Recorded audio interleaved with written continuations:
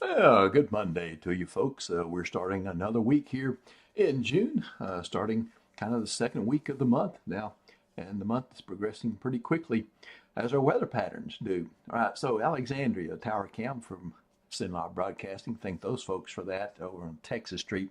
Seeing some puffy cumulus clouds dot the sky, probably a mile high or so, but we see some intervals of sunshine as well. And that is following some overnight rain and storms across portions of central Louisiana. Let's go over to the west in Leesville. We're seeing the same sky as we see kind of breaks in the clouds and those puffy cumulus clouds right now. Nothing getting really big over in that particular area. So we've got the headline. I got a one story headline here for you.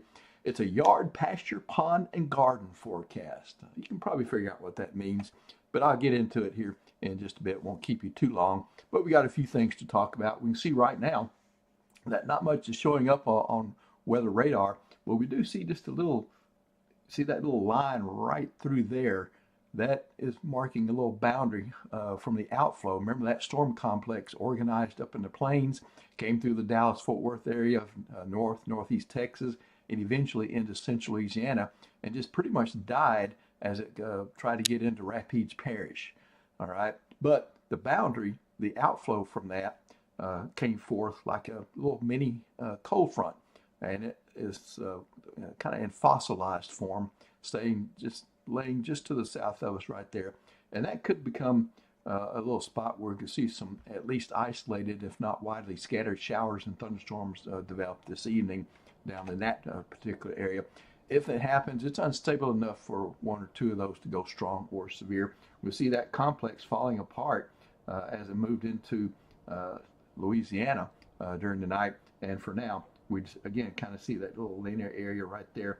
This is a actual front marked as a cold front, but this time of year, you know, they're really cool, quote unquote, fronts. All right, so Futurecast, planning your next couple of days at specific important times in your life there. So, morning commute, no issues. I think we'll see some fog and we'll see some and feel some humidity. Once we get in the day, though, we will see a change as perhaps another storm complex. This one not weakening as much as the previous one. In fact, your evening commute back home Tuesday could be kind of dicey because we got some storms in the forecast, and some of those storms could go strong or severe with heavy rainfall, could cause ponding of water on roads, and you know the usual areas where you get the flash flooding tendency if you get a quick heavy rainfall. That could be in play for the day tomorrow as well, and some of the storms could produce some hail and some strong wind. So a Futurecast going beyond this back into your Wednesday commute. Still a few pesky showers hanging out in the forecast there for your morning. And once we get into the evening, once again, an increase in the action there for Wednesday afternoon and Wednesday evening. Once again, some storms coming into the forecast. Now for tomorrow from the Storm Prediction Center, they have us outlined, at least in the central and southern parishes, not much happening, according to their opinion, in northern parishes there for tomorrow and tomorrow evening. But again, this will be a low level 1 out of 5 categories risk. All right, so we've got this persistent rainfall pattern. So, well, I think by the time this pattern's over, you're probably going to be saying, I'm kind of tired of the rain.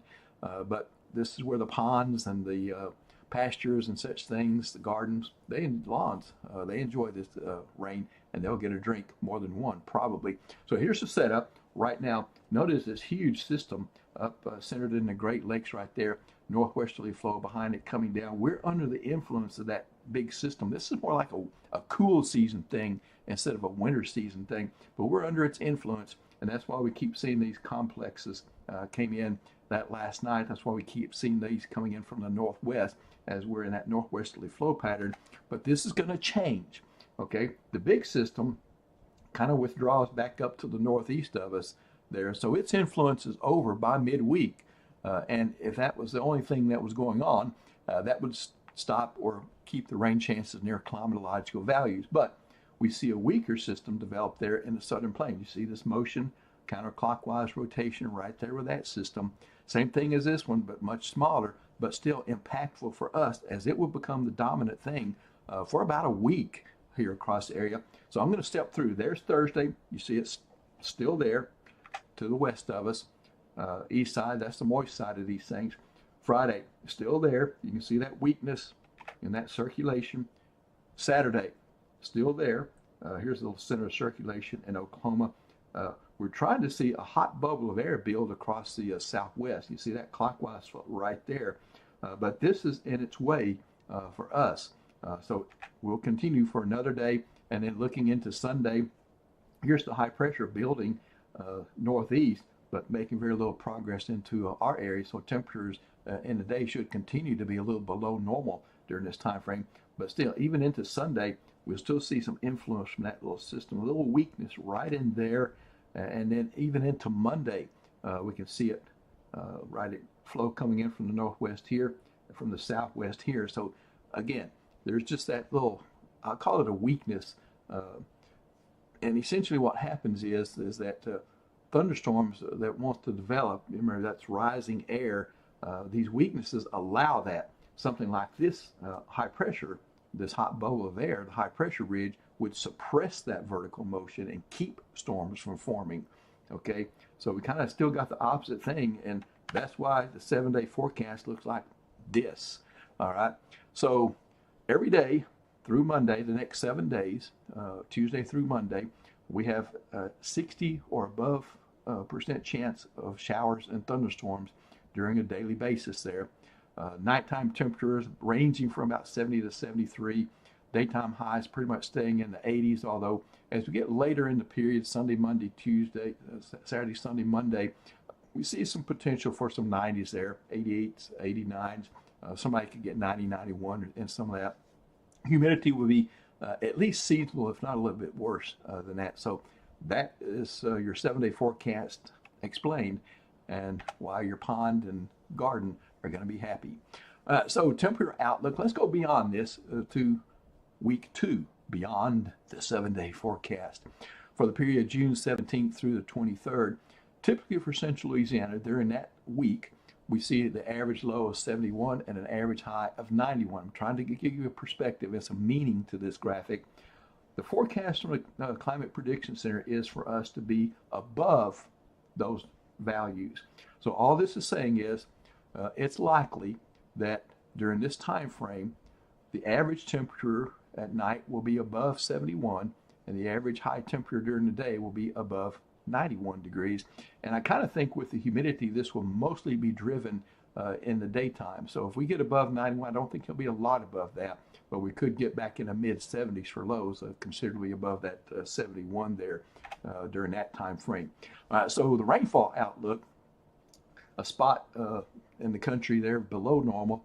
Here's the greatest anomaly of above normal rainfall, but you can see a huge area just east of the Rockies and a lesser chance of above normal, but still likely.